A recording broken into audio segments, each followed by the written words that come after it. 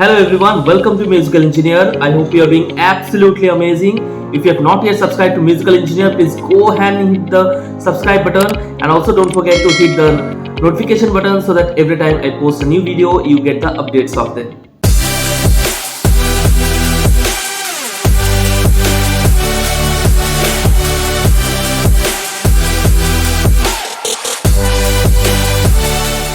Today I am going to discuss about automation testing in detail.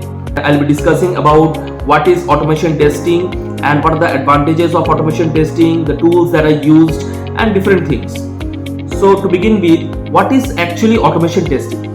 So normal testing or manual testing, we know that a testing which is done usually by the testers, right? In any web application or any software, if the testing is done, that is manual testing, right? Whenever you use any tool, that is known as automation testing. So if I go by the definition, it is actually automation testing refers to any approach that makes it run your test without any human intervention. That means you specifically use any tool to test any particular feature or any particular functionality of any software. Traditional testing has been done manually, like normally the testers do that testing, but here there is no intervention of human. That means once you have written the script, it can be rerun again for the particular functionality, and even during the regression it can be run. A question pops up in our mind that why should we actually use this automation testing? So actually, like manual testing requires lots of human resources. Whenever there is a repeated task, it is actually becomes very hectic for the testers and also the organization to carry out those tests again and again in different releases. So if you use this automation testing, what you can do is you can write the scripts once for any repeated task, for checking any functionality for the multiple times, and it can be reused and rerun again and again, regression after regression, to test that same functionality. The first point that I'm going to tell that why we should use automation testing is to improve the scale. If a manual testing is carried out, only one at a time can be executed, right, by manual testers, and you need a huge number of human resource for that. So to scale it, like if it is scripted in any way, like if any functionality is scripted, it can be rerun and it will not be dependent on any human, right? Human can only work for 6 hours, 7 hours or 8 hours a day, but when a script is written, it can be run in a virtual machine again and again and 24/7. So that is the way to improve the scaling of human resource in the form of automation scripts. So the second point I am going to tell is speed of delivery. That means manual testing actually requires lots of time, and it requires lots of things to be covered, and it becomes very hectic for the testers to do those repeated tasks again and again, regression after regression in every release. So to speed up the delivery, this automation is used. The third point that I'm going to discuss is streamlining the releases. That means in releases, in every regression, whenever you are trying to run every test cases, it is not possible for a manual tester to again rerun everything, every functionality, and check them all. So that is why this automation is very, very important in that case. Now coming to this, what kinds of tests should be automated? Like we should have the idea, like what are the test cases that it can be automated through any tool. First of all, the test cases or maybe the scenarios which are repeatable.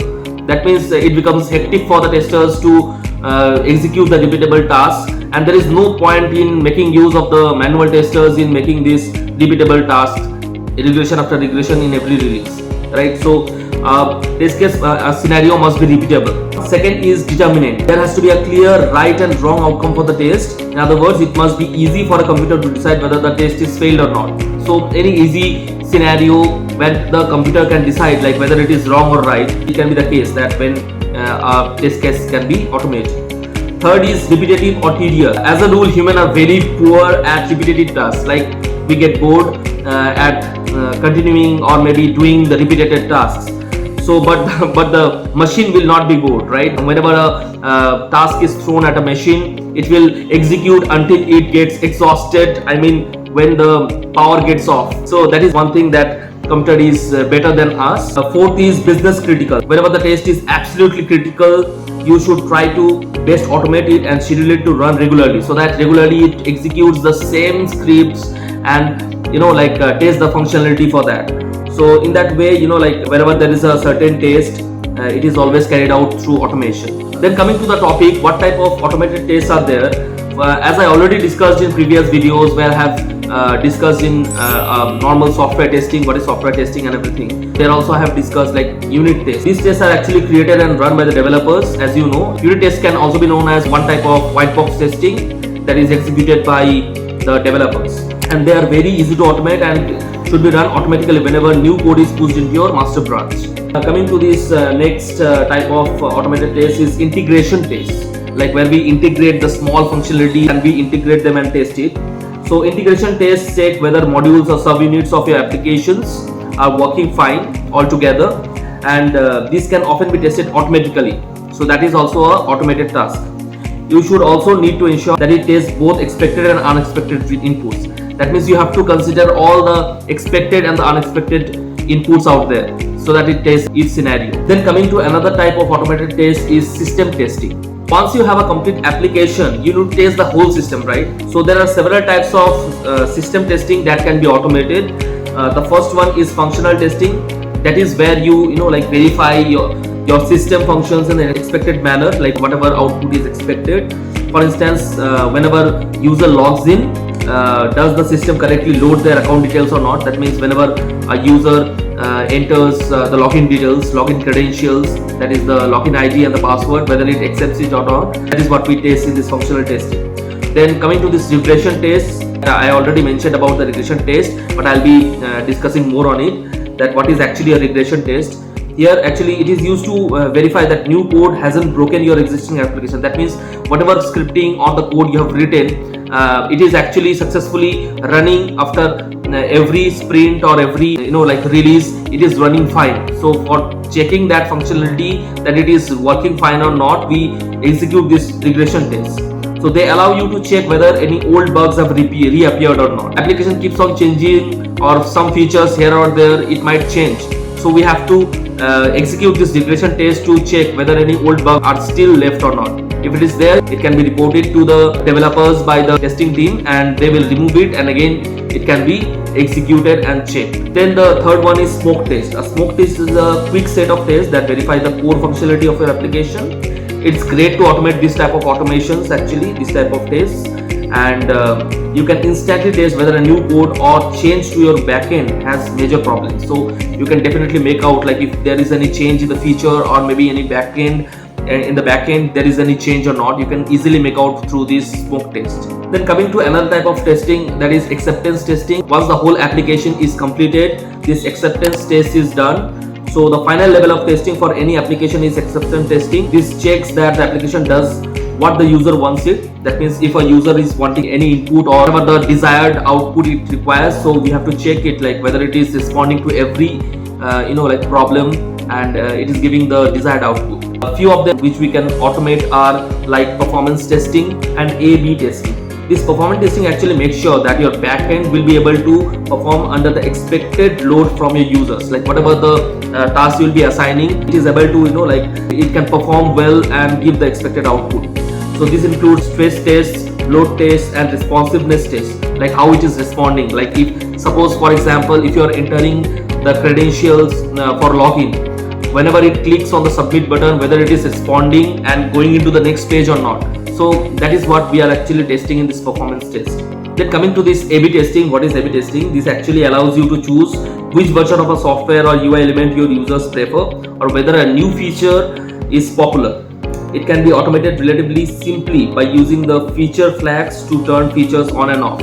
It is actually used to check the user experience, like how the user will experience the whole application. And coming to few key automation testing concepts like data-driven testing. Telling about this data-driven testing, whenever you want to repeat the same test multiple times with different data, you might want to test whether your suppose for example in shopping site is correctly calculating the shipping cost or not. So you can create one similar test, like check again and again whether it is doing the right calculation or not. Black box testing versus white box testing. I already discussed about black box and white box testing in the previous video. Like white box testing is generally done by the developers. It is known as white box testing because like the codes are visible to the developer. Another concept is UI testing versus API testing. So user interface testing is nothing but like whatever you can see on the screen, like any website or any application, whatever is visible to you, this is called the user interface. So whatever the features it is visible, like submit button or maybe any text box or any drop down menu, like whatever you can see with your eyes, open eyes. So those are actually the features that is involved in UI testing whenever you are checking the functionality of those particular buttons or any functionality. So that is known as the UI testing. And API testing is like explicitly calling the API's functions to ensure that they return the correct result. Suppose for example, I'll give you, like whenever you are searching something, suppose the best mobile in the market under 30,000 in a Google.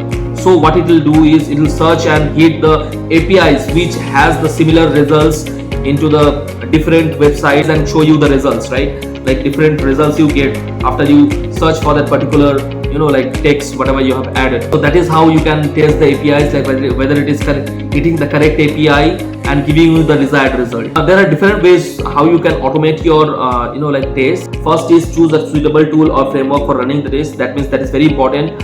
Every software or every organization uses different types of tools depending on the architecture of the whole software on which it is built. So it is very, very important to choose a suitable tool that can be used for running those tests. Second is precisely defining your test, like whatever the test case or the scenario you are going to define, precisely define it, include all the negative and the positive scenarios in that particular test. So that is very, very important. Third is convert your test case into your test that can run in your chosen framework. So you have to choose the scenario in such a way so that you can run in that particular framework or the tool that you are going to use. Then fourth is run the test and evaluate the outcome. So once you run the test scenario, execute that test case into using your tool, you should also get the outcome that you are desiring for. Then I'll be discussing about the 7 automation tools that are widely used in the market. I'll also tell about the benefits of them according to the application. So the first is Test Trigger. It is actually based overall no-code test automation for scalability and end-to-end tests. Then second is Assure, based for no-code test automation. Mabel, that is based for integration testing with existing workflows. Fourth is Selenium, based for testing web applications. So whenever you have to test any web applications, Selenium is actually considered the best tool for testing the web application. Then fifth is Squish, that is based for testing the graphical user interface, that is GUIs, and human machine interface, that is HMIs. Test IM, based for automated testing with AI, like wherever the AI is used, so you can use this tool called Test IM. We have got another tool, that is the last tool that I will be telling about, is Catalan Studio, that is based for integration tests into CI/CD pipelines. So these are the 7 automation tools that I wanted to discuss with you. So now I'll be discussing about the benefits and the drawbacks of automation testing. So what are the benefits of automation testing? So first is it improves the accuracy, like because in manual testing you are actually testing in a way like you try to do something or the other ways to like click or button or something like that, but in automation you have to go by the script and you have to write the exact script and it should hit the right X path and everything, so it improves the accuracy. Then second is it enhances the test coverage, like whatever the test scenarios you want to cover it into that test case, that all gets examined and it is covered into an automation testing. Then it is very insightful reporting. Whenever you want the results for every test case to be executed, and test automation can deliver that on that promise. It increases the productivity. In manual testing, it requires lots of human resource to execute the repetitive tasks. So in automation testing, once the scripting is done, it can be executed n number of times 24/7. There are also few limitations of the automation testing, like it tests only the checks what's been programmed, like whatever you are going to include in that particular scenario and whatever scripting you will be writing, it will test only that. So that is one of the limitations, right? The second limitation is early stage time. That means the limitation is one you can expect to encounter as soon as automation test process begins. There is no substitute for quality test development. So again, you have to make changes into the automation testing script, then only it will work. It is expensive, using the automation framework and the tools, it is quite expensive in the beginning, but in the long run it is very good. So one of the limitations that you can say that it is expensive in the beginning. Next one is loss of human element. So whenever you are giving the task to the machine, so there is no involvement much of human. Continuous maintenance of code, that is also one of the limitation of automation testing, because when sometimes what happens is the data gets lost, or maybe whatever the data we have used for like testing that particular functionality, the data does not exist anymore, and we have to go and make the changes of the data.